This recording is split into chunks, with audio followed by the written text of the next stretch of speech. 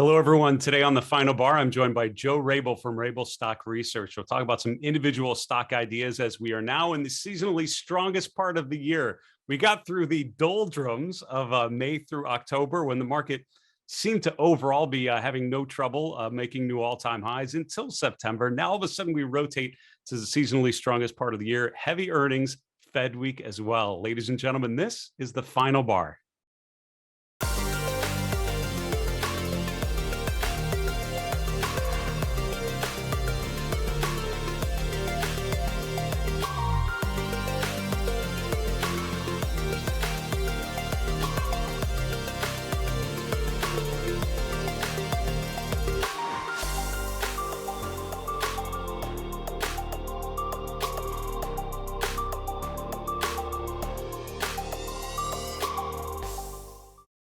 Hello, everyone. Welcome to today's edition of the Final Bar. I'm your host, Dave Keller. I'm the Chief Market Strategist here at StockCharts.com in a rainy Redmond, Washington. Thanks for joining us every weekday after the close as we focus on the markets using the power of technical analysis, using data visualization techniques to understand market dynamics through the charts. I was taught early on, if you know nothing else about a particular stock, particular index, and ETF, start with price. All the other context, all the other stuff gives you the narrative. It helps you understand why things are happening and how they're playing out. But the price tells you what to pay attention to, and it tells you what is actually, where investors are voting with their capital, which is arguably the most important thing. And when you look at the weight of the evidence, I was interviewed earlier today for a media outlet and sort of shared with them the S&P 500 making new all-time highs, the NASDAQ making new all-time highs, the Dow Industrials making new all-time highs, the Dow Transport's making new all-time highs. I'm not sure how bearish I would ever want to be given that as the intro to the discussion of the market environment.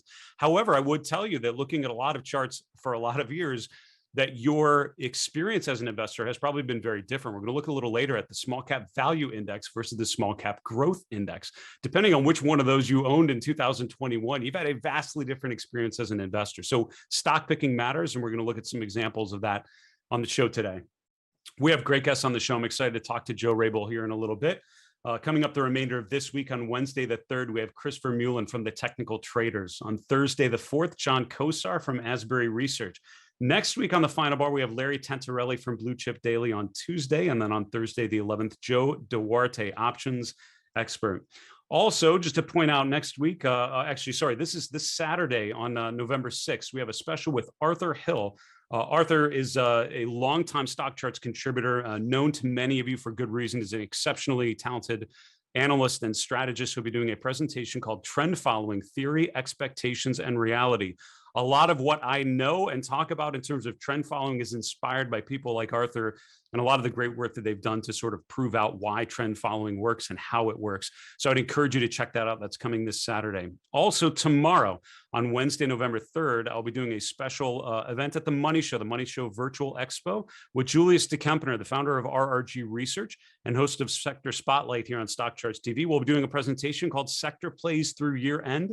We'll be using the RRG methodology to look at how the 11 S&P sectors are performing, and then we'll dig into one particular sector and look at some particular thematic ideas based on the charts. You can go to stockcharts.com/money show to sign up for that event from Julius and I coming up tomorrow.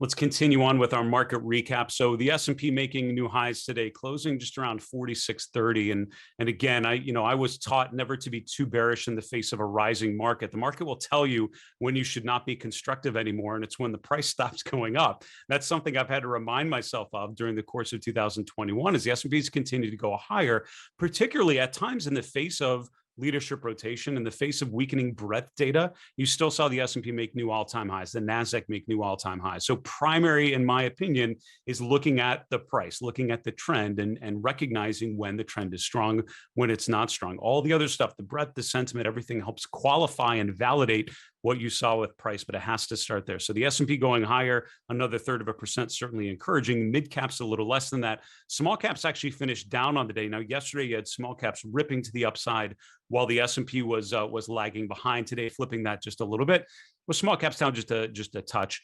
But overall, large caps leading the way higher today. The NASDAQ and the NASDAQ 100 both up, with the NASDAQ 100 up 0.4%. The VIX is right around 16, down from yesterday's close. Interest rates down a bit. So the 10-year yield is down around 155. We looked at the chart of the 10-year a number of times recently. And, if there was one chart I would think of to pay attention to between now and year end, just to understand the leadership rotation, 10-year yield might be it. There are a number of things I could see the argument for, but I think this chart, whether or not we've sort of gone back into that range of 150 to 175. We have the Fed meeting today and tomorrow. We'll get some, some color, hopefully some clarity in terms of what tapering might look like and the timeline for that sort of thing. But overall, interest rates are sort of now stable within that range. And I think one of two things is going to happen. Either rates go lower and the 10-year yield goes back below 150. I think that's what that would most likely mean is big headwind for financial stocks. That's not going to be good for their business. Huge tailwind for growth stocks. That's when you see the FANG stocks or the FANMAG stocks or whatever you want to call them reemerging in a position of strength. That goes lower. I'm not sure that that's going to happen. If you had to make me pick one, I would argue for higher rates, just given the trajectory that you've seen up until the last month or so. Higher rates means stronger financials. That means weaker growth. And what I tell people is I'm always interested in themes that I think people are underprepared for. I know as in my investing experience in the last 21 years, and I think most people that have been investing for, in the last 20 years, you've not experienced a rising rate environment for any sustained amount of time. You've not seen a time where it makes more sense to own a bank than a big tech stock. We could be in that environment where that starts to be the case. And I think that caught a lot of people off guard at the end of last year, the first quarter of this year. We see another move higher in rates. I think that's something people are unprepared for. And those are themes that tend to get exaggerated, that tend to be painful if you're on the wrong side of it. So that was a long-winded way of saying I think the 10-year yields are certainly an important chart to pay attention to. Looking elsewhere, commodities overall stronger with the DBC up about 0.25%. Gold, precious metals down a little bit. Silver was down about 2% using the SLV. And again, I see the argument for higher gold. I see the argument for, inflation is less transitory and it's more firm. That's something to be worried about. And that if that is the case, then gold as an inflation hedge would most likely be going higher. It's just not happening. And when the GLD has had an opportunity to break out, it's not done it. When I'm looking at groups and how they're ranked, gold and mining stocks tend to be pretty far down the list, if not at the very bottom of the list of relative strength. I know in our scooter rankings, they don't score particularly well, given the weakness that you've seen in price. So until that changes, until that environment revolves, I'm still not a big fan of thinking of gold opportunistically here until you, again, see some further signs of accumulation. Cryptocurrency is back moving higher. So Bitcoin and Ether have had a difficult couple of days here coming out over the weekend. This is after making new all-time highs and coming off. Bitcoin rotating back to the upside, testing the 64,000 level earlier in the morning, actually.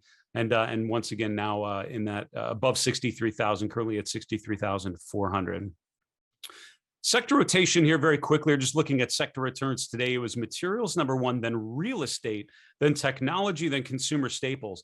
A weird combination of sectors at the top of the list, I would argue. If the S&P, if you tell me the S&P is going to be going higher and it's going to be moving up, what would you assume in the top three? I might guess technology. I don't know if materials would make the list. I'm sure REITs wouldn't be up there if I'm just thinking of normal offense. But we talked about that earlier in this week. Think about things like real estate, not as what should work, but focus on what is working. If the relative strength continues to improve in a sector like real estate, that's a high dividend yielding sector, tends to pay a decent dividend on those names. And there have been times when the market does very well, and things like REITs are actually the top performing sector. So focus less on what should work and what actually is working for today, at least.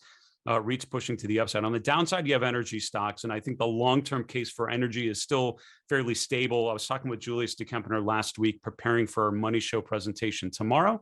We were talking about energy. While it's certainly rotated higher, I mean, if I had to pick one sector that feels a little overextended in terms of the rally that it's had, energy probably would be my pick out of the 11, I would guess, just given the run that a lot of those names have had. Now, a number of those are reporting earnings this week. We have a segment a little later in today's show called The Bottom Line, where we focus on some of those stocks reporting earnings, but particularly in energy, things like COP and DVN, a number of names that I think are worth paying attention to this week. Consumer discretionary next to last, and it's interesting to see staples up and discretionary down. That is the opposite of the trend that we've been seeing for quite a while, where it's not just Tesla working, but it's kind of most consumer discretionary outperforming most of consumer staples. Now, looking at a chart of the S&P 500, and again, when I think of the weight of the evidence approach of focusing on what the charts are telling you, you start with the chart of the S&P 500. And I was taught the worst violation you can make as an analyst is stay bearish or remain bearish in the face of a rising market. The S&P is telling you the conditions are okay. It's pricing in the fact that the Fed is not going to do anything too nutty tomorrow that would completely change the environment that we've been in. Having said that, I don't know what's going to happen tomorrow. I think there's a lot of uncertainty leading into the Fed announcement. I would expect tomorrow to be relatively quiet until you start to get some clarity in the afternoon. And then you could certainly see some volatility, particularly during the press conference. But let's focus on the trends leading up to this Fed announcement or the results of the Fed meeting. Overall, stocks are in good shape. The S&P 500 is making new highs. The Nasdaq making new highs. The RSI on the S&P 500, this measure of momentum, is overbought. It just became overbought today. The last time we were overbought was back here in July. So before you hear yourself saying overbought is a bad thing, doesn't that mean it's overextended? It needs to come down. Early July was overbought and we moved up just fine after that. Or mid-April was overbought and we moved up just fine after that. Early January was overbought. We moved higher for another couple of weeks. So I have always said overbought means up a lot. That tells you that the thing is up a lot. It doesn't necessarily tell you it's a bad thing. Now, tactically, there can certainly be some movements. And as always, stay diligent looking at the price movements and what it can tell you. But overall, trends remaining pretty strong leading up to the Fed tomorrow as we're digesting all of the earnings going on this week. We need to take a quick commercial break. We'll be back with my guest, Joe Rabil. We'll see you in a minute.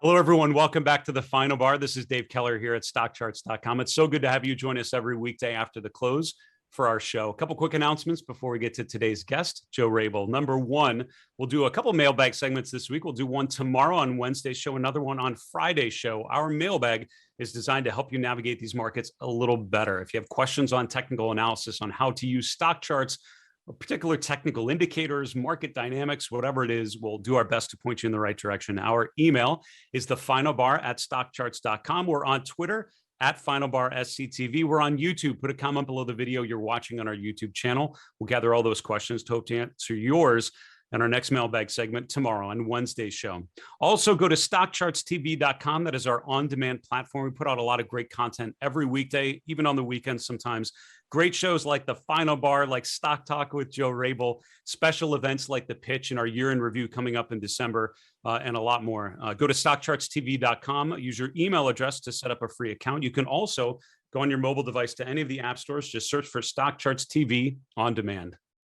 I want to welcome on today's guest, Joe Rabil. Joe is the founder of Rabil Stock Research. He's also the host of Stock Talk with Joe Rabil, which runs every Thursday, 2 p.m. Eastern on StockCharts TV. Joe, welcome back to the show.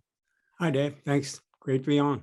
It's good to see you. So we're going to start with small caps. I know a lot of people have been probably frustrated looking at the chart of the Russell 2000 compared to most other indexes in the last, 6 to 12 months. Start us here. What do you see in the small cap space now? Well, I think this IWM, you can use the IJR. It's basically the same. We had this monster move that started, basically like the middle part of last year and showed a lot of strength into the beginning part of this year. And my thinking was, especially when you go down to the bottom scale and see the relative strength line, we were turning around a big trend. That red trend line that I had drawn had been in place for a couple of years. And when we broke that to the upside, we really saw a nice outperformance phase for this area. And I think, it's not to say that it can't happen, but it would be pretty rare for it to just be a single leg like that. And the way this is moving sideways does not look like a distribution phase to me. It looks like a pause in an ongoing uptrend. And now we're starting to see the relative strength line improve. And one of the things I like to key on anyone who watches my show would know, is the MACD was overbought when you look at it in the early part of this year, and then has worked its way back down closer to the zero line. Now, I call this pattern kind of like a flyby because it doesn't actually come down and touch the zero line, but it's the same sort of pattern, showing a lot of strength, and now we're starting to turn up as prices breaking out. So that's a bullish confirmation in my view. And it's really, I totally hear you, right? You've had this big rally and then, really this sideways phase, but this week at least certainly showing renewed signs of strength. I'd not seen the weekly MACD giving a buy signal, which is actually really, really helpful. You brought with you two small cap names to talk to. We're going to start in the solar space, Nova. What about this one? Yeah, I mean, I thought it was important to recognize the strength in solar. And when I was going through and looking at small caps that I thought would be good to talk about, it'd be good cross-reference to the area. One of the things I wanted to mention is obviously this hasn't been around that long, but if you look at the 18-month line on the left, so the left side, I have a monthly chart, and on the right side, I have the weekly, but that purplish kind of magenta colored line is the 18. And one of the things I like to say is you can tell right away this stock went to chart school, because you see how it bounced right off this 18-month. First time it had an opportunity to test it, and it's been holding it all the way through. So that to me sort of is a really good sign. And then we get the big green bar to kind of ignite things. Now it pulled back today. In fact, the whole group pulled back today. This one pulled back hard, but I want to mention, and I was going to say this anyway, we want to pull back. I like the 40 area in this, but we have to recognize this is incredibly volatile stock. It moves like 5% a day. So if you're going to play this, I would play, you have to recognize that and maybe adjust your position size. If you want to come off your high of trading cryptos, maybe settle into something light and easy like Nova, right? Your second chart is switching to the materials sector, AMRS. What about this one? Yeah, so I mean, I like to do the themes along with it. So it's small cap, but then I noticed a lot. I went through I basically go through all of the stocks in the basic materials with a market cap greater than 300 million. And when I look through, there were just a lot of really attractive things developing. And in fact, some of the bigger names like DuPont got going today, but even stocks like Dow look like they're pulling back the right way, or a CTVA. And then we've got even other areas in basic material like copper, like I think FCX looks like it might be trying to turn. So this was interesting to me, but it hasn't triggered yet. I've drawn in the trend line. This is another one of those zero line reversals. You see how the MACD has worked its way back down to zero. And notice how the ADX was really overbought in March and has worked its way all the way back down to 8 now. So that's a really nice combination, especially if we can break through the trend line. And right now, it's got earnings in about a week. And I actually like to use earnings as a breakout potential, like as a trigger signal, as opposed to getting in before. I'd rather wait and see if the earnings cause it to break the trend line. And I think that'd be pretty attractive if it played out that way. So we only have about a minute left, Joe, but can you talk a little bit? I know the ADX indicator is one that you've used, and I know watching your show, you do a great job of sort of incorporating in your process. Can you just briefly talk to us why that's important, the rise in the ADX and then that lowering of the ADX going into this pattern? What does that tell you about the characteristics of the chart? So if you look at, there's 3 lines associated with this ADX indicator. The green line, when you go back to January, when this stock broke out and started to move up, you see how that green line was moving up. That's basically showing the strength of the buyers. And when that line separates away from the red line, they're going in opposite directions, the blue line is going to rise. That's the ADX line. That's showing you true trend strength. So when the stock was on its way up, it had huge and strong ADX. And then during this correction phase, which is basically a reflection of the sellers, you couldn't even get the red DI line to cross above 25. It stayed very low. So I view this, even though it dropped from, it basically got cut in half. I mean, it went from 23 down to 12 or whatever, but I think this is a really orderly pullback based on how the ADX is reflecting it. It's just not showing a lot of selling strength on the decline. It's well said, Joe. Listen, it's great to see you. Good to have you on the show. Thanks for bringing a couple ideas with us, and good luck to you with your show. I know you're doing a great job with Stock Talk with Joe Rabil. So keep it up and stay safe. All right. Thanks for having me on, Dave. That's Joe Rabil. Joe's the founder of Rabil Stock Research, and he hosts Stock Talk with Joe Rabil on StockCharts TV. It runs Thursday afternoon for us. I hope you heard what I've always found talking with Joe from when I first met him. Talking with him reminds me of a lot of conversations I would have in my Fidelity years with a lot of really knowledgeable experts, strategists and analysts, and talking with guys like Joe and just generating new ideas based on the things that they were finding. Super, super helpful. I hope that at the end, I wanted to ask about the ADX because I think that's one indicator. It was created by Wells Wilder, who created RSI and a lot of parabolic systems, a lot of indicators that many of us take for granted. But it's a great way of just measuring trend. I mean, the higher the ADX, the stronger the trend. And then the other indicators, the positive and negative directional indexes, basically tell you the direction. They tell you the strength of the buyers versus the sellers. But I thought that quick answer is a great way of summarizing the value of using that to measure trend strength going into or in a rally phase, and then in more of a pullback or corrective phase. Great take from Joe Rabil there. Let's continue on with our next segment called the bottom line. So this is our focus on earnings, and we're really sort of getting through the bulk of earnings season here these last couple of weeks. If you like earnings and the impact they can have on stocks, your cup runneth over with potential catalysts.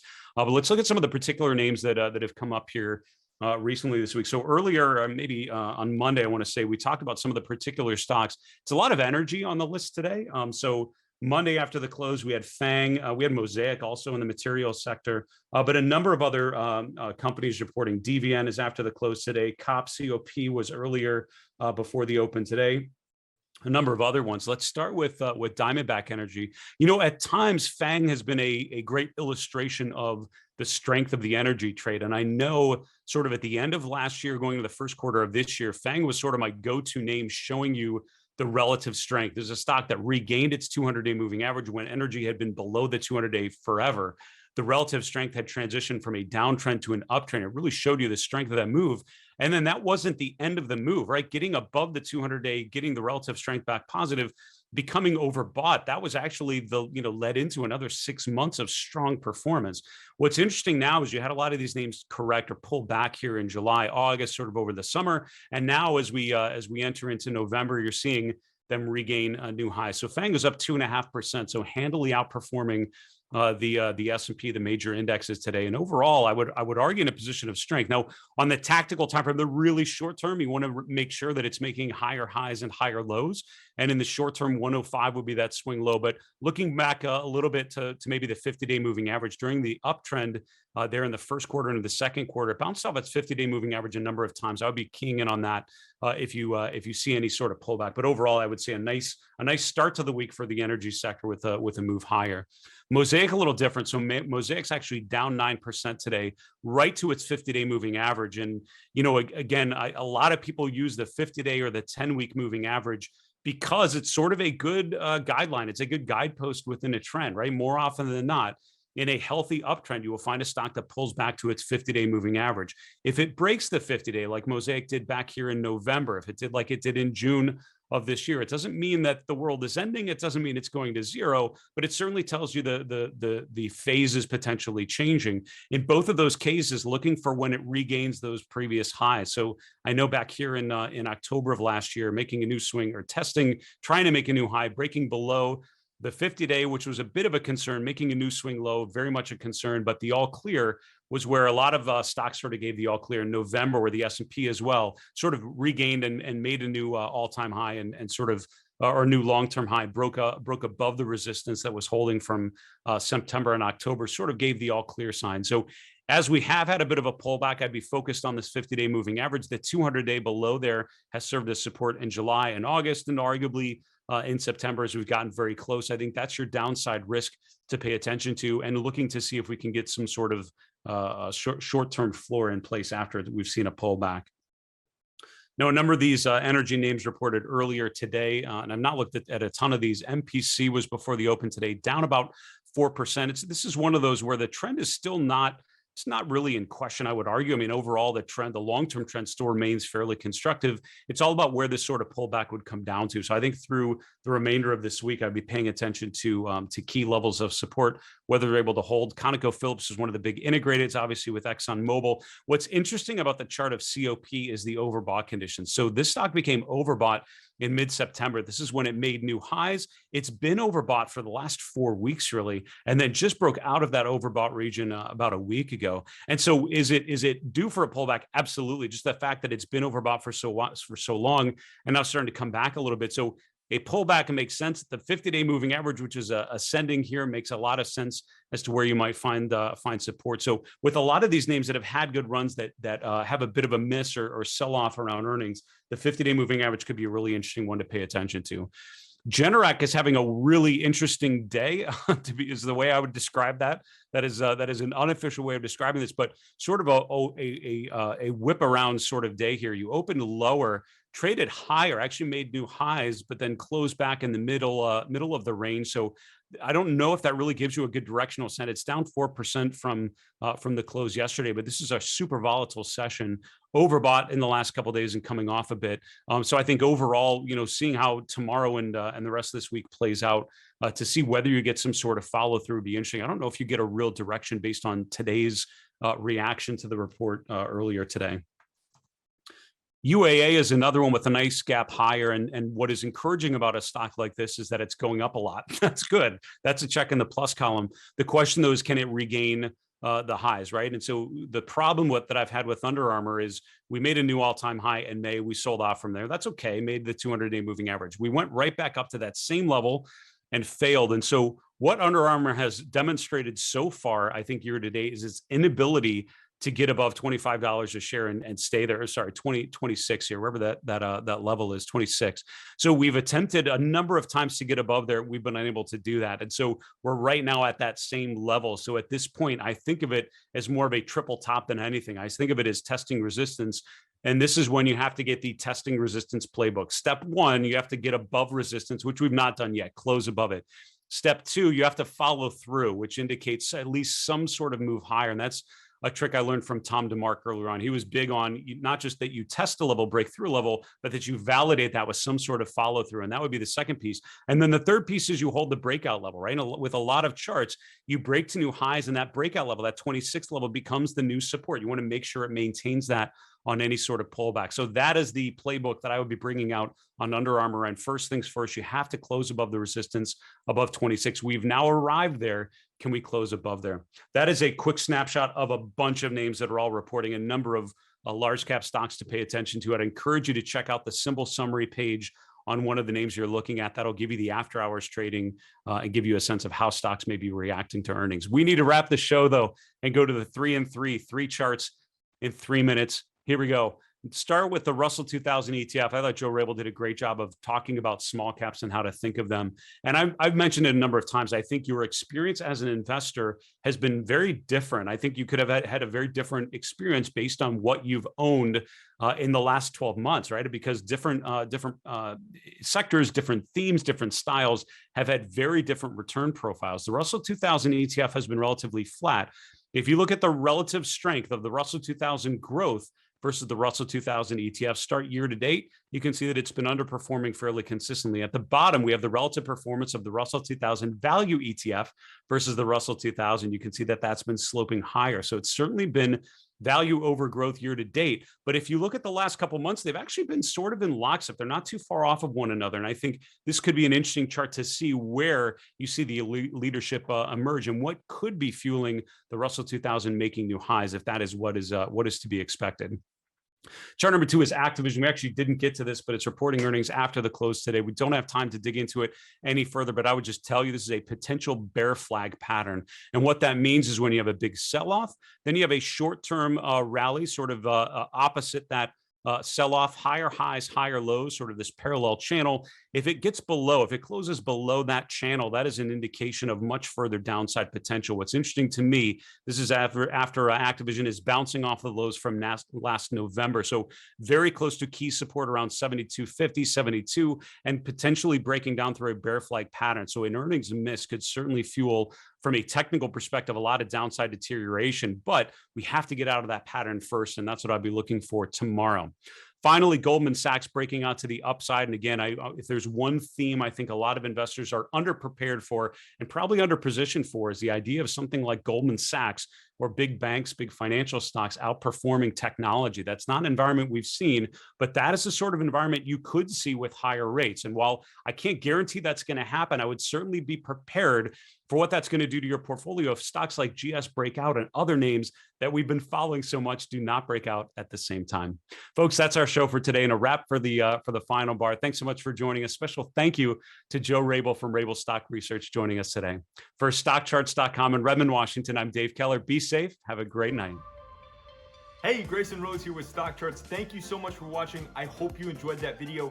If you did, consider giving it a like down below, maybe leave us a comment, and if you're new to the channel, you can subscribe at the link up above. We're gonna bring you daily content from an incredible collection of technical analysts and financial experts.